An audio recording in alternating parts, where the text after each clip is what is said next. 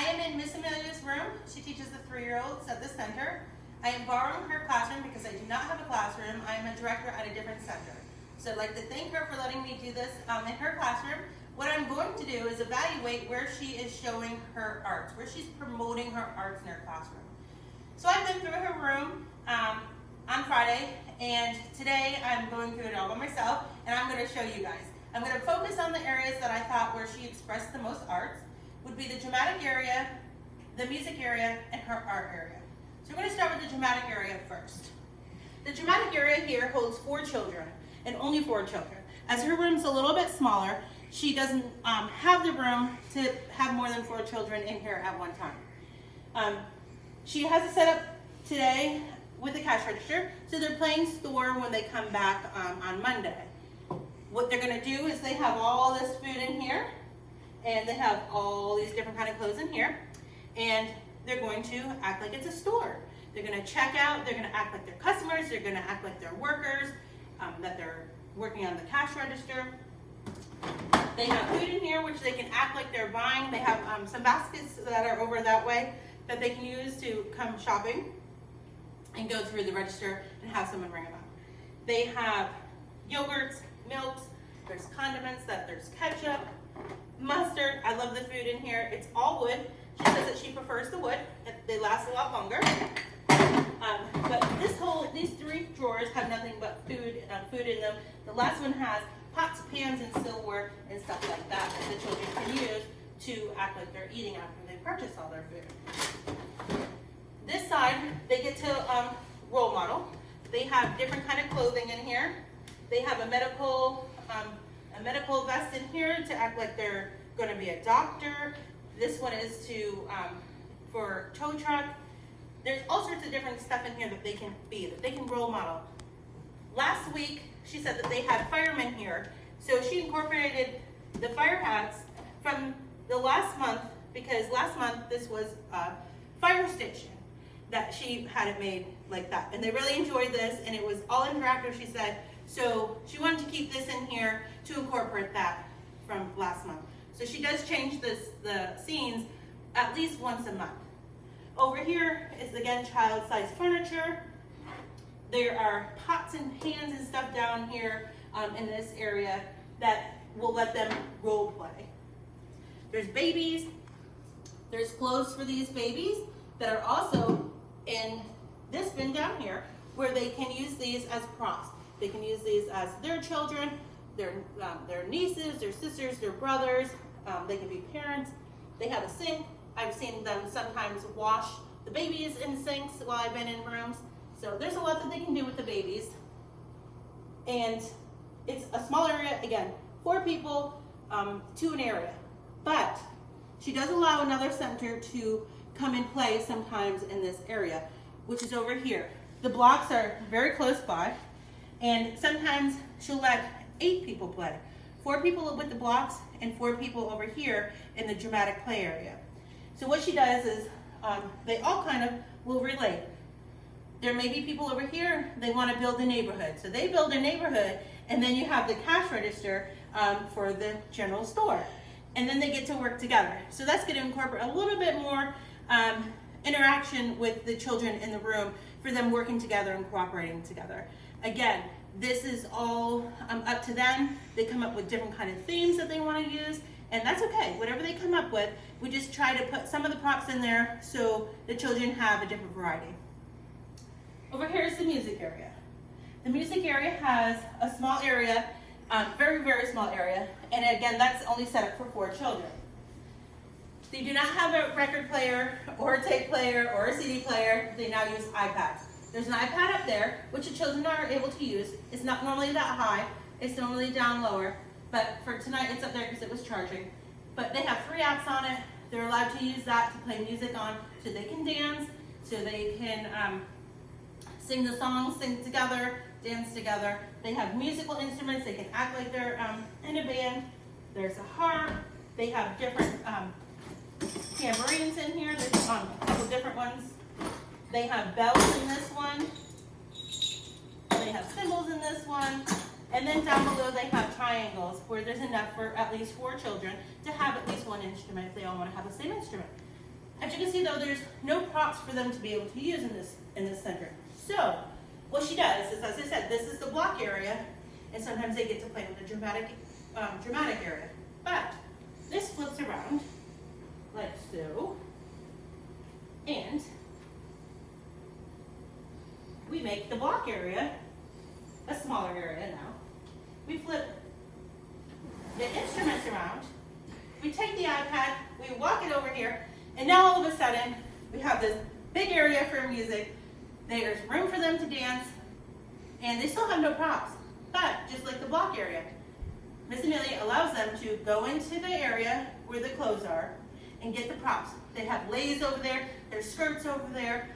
For the guys, there's country shirts that they can put over that are adult size. So she incorporates those props from that center, but there's just no room for them in this center. She tries to have it limited.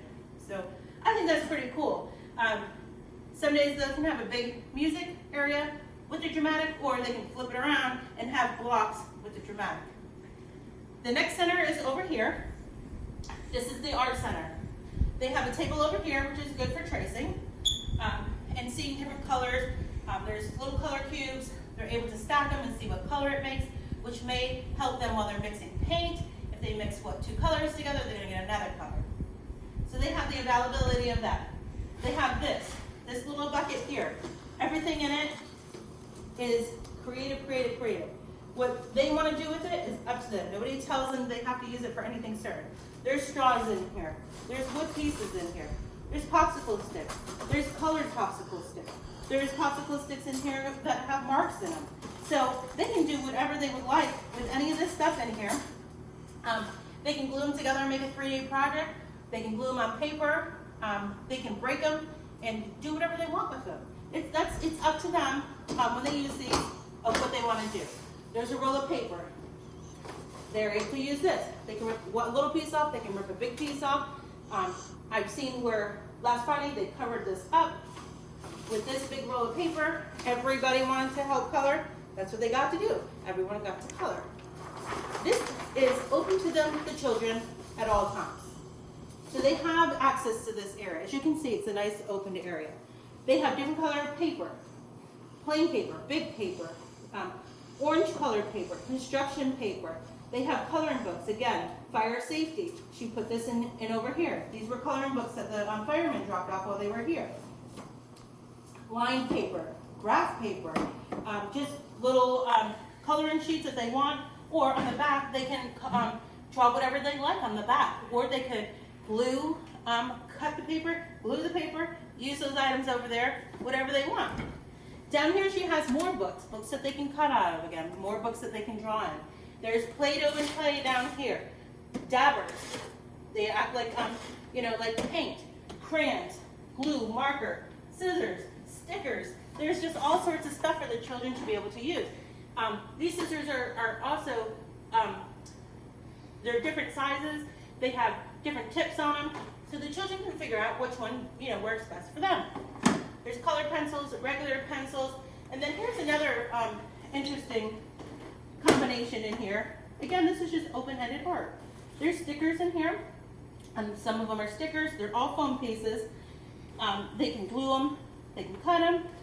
There's regular stickers in here, all sorts of stuff that they're able to use on the paper that's provided for them. Now, she does provide paint. There's no paint over here. But here are some of the paint tools that she lets them use. Sponges. These are just a few that I grabbed. A roller. These are have different designs on the bottom of them, and there's different sizes of the paintbrushes. There's big ones, there's small ones that are available to the children. What she does for paint, of course it's the weekend, so everything had to be picked up. But she has little cups, and I saw them on Friday. They're little cups, and they have tops on them. She supplies 4 colors. Excuse me for a minute, I'm gonna grab a drink. But she has 4 colors. They're always primary, and she lets the children mix them to see what colors they're gonna make. And then the next week she'll put a different 4 colors, and then she keeps doing that. But she says due to the mess, the spilling and stuff like that, that's the reason why they only get 4. But they are primary so that they can make more. The arts extend into the kitchen area over here. I'm gonna turn the light on. They use this area in here also for art. If they have a big project that they need to do, they will open this area up. This is the kitchen where the children eat. But as long as they're not eating, they plan accordingly. They will open this up and they can do their cooking projects in here. They make Play-Doh in here. They have easels that they put up. I just put up one so you can see that there is easels here. They put the easels in this area. The only problem that they have is the traffic. Traffic seems to be an issue because there are children that are walking back and forth. The art area in there, you can see that there was a door. Children will walk that way to use the bathroom. So sometimes there is traffic flow issues, but there's not a lot of kids, and everyone's like minds, like they know if they were in that area, they wouldn't want their art ruined. So everyone's really good about it, but we do have some traffic issues. The arts are also brought outside. As you can see, I put some crayons out here because they're also able to use these tables to put any kind of paper down. And then when we do really, really messy crafts, we normally try to do it out here because we can pick it up a lot easier. They have a bin up here. This bin goes outside with everybody. When they go outside, they will pick a few items and put them in this basket. They'll put paper in there, markers, crayons, paint, and I'll put it all in this little bucket up here. And it goes out with paper towels and a wash too. They have some of the stuff in here. Let me pick out a few things. They have some chalk. There's chalk in here. There's another set of chalk in here. And this is the stuff that they use to bring outside. Now the chalk is really, really a big thing here. The kids love the chalk. And the reason why is there's a lot of spots for them to use it outside. And you can see in the back side of this, there's also on this easel, there's a chalkboard that they're able to use. It just happens to be on this easel. And there's a dry erase marker over, dry erase board over there that they can use that's over there. So we try to incorporate in this room too. Now, it's a little past midnight. It's gonna be dark out here. Got the light on. All right, so this is the outdoor area. It's gonna be dark, but like I said, this is the only time I had to do this. Here's the picnic tables. So this is where they do their art, their creative art out here. Now these picnic tables are actually painted with black chalkboard paint. So they are allowed to paint or to use the chalk out here on these tables. Sometimes the parents wonder why we let them write on our tables because we don't want them doing that at home. But here we tell them it's okay. So there's a couple picnic tables here. There's some picnic tables over there, and there's some picnic tables down at the end. The other way that they incorporate art out here is by movement. They'll play the iPads out here for the kids. They'll do follow the leader out here, doing an obstacle course. The teacher sometimes will be the leader, the child will sometimes be the leader. They play the music, they go up the slide, down the slide, they do different things, and then they come back around. They climb up and down the monkey bars. We have them jump over the seats that are over there. So they do incorporate a lot of arts outside with the bigger motor skills to incorporate it out here. That's pretty much it. I went through the major parts in Miss Amelia's room, and I think she does a really good job with promoting the arts, and hopefully she'll let me use her classroom again. Thank you.